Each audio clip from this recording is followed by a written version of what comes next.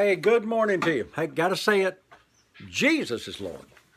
Thank God the Word works. I've been talking to you the last several days about the power that's in the Word. The Word is called the incorruptible seed. Seed. Now we're going to get into Mark chapter 4 on seeds. But I want you to watch this. You plant a seed, life is in the seed. You put it in the ground, gets a little bit of moisture, a little bit of water, it will grow. That's the way it is. So if you'll plant the seed concerning healing in your heart, which is your soil, it will grow and it'll produce a harvest of healing. Now, I'm going to tell you a couple of stories today.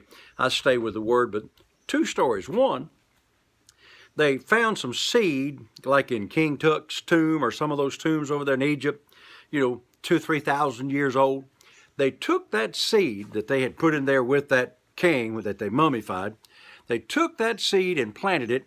It still grew after thousands of years because life was in the seed. It produced barley, it produced wheat, whatever it was, it produced after its own kind. Well, now, if the seeds that God made, because He created everything with His words, which is the seed of the Word of God, has life in it for thousands of years. Well, you got to know that the Word of God has life in it and it'll grow. All you got to do is plant it. Let me tell you another story. I told it to you before. But when I was a kid, just a young boy, 12, 13, me and my friends, Johnny Nylon and Jimmy Woodard, we'd go out and we did camping kind of things. I was in the Scouts, and there was a place called Flat Top Rock where we would always walk. It took us, I guess an hour from the house to get there. And we'd take potatoes and hamburgers, and we'd make hot dogs, hamburgers, and fries on top of that rock. Well, after I'd been married, maybe 15 years, quite a time, I was down at my dad and mom's, and I thought, I think I'll go find Flat Top Rock. And I walked to the area, couldn't find it. Big old rock, big as my house. And you'd have to climb up on top of it, and it was just flat. That's why we called it Flat Top Rock, and I couldn't find it. Well, I did find a couple of large boulders, so I got to examining it, and what had happened is a seed from a pine tree had fallen in a crevice of that big top rock, got some moisture, and it began to grow.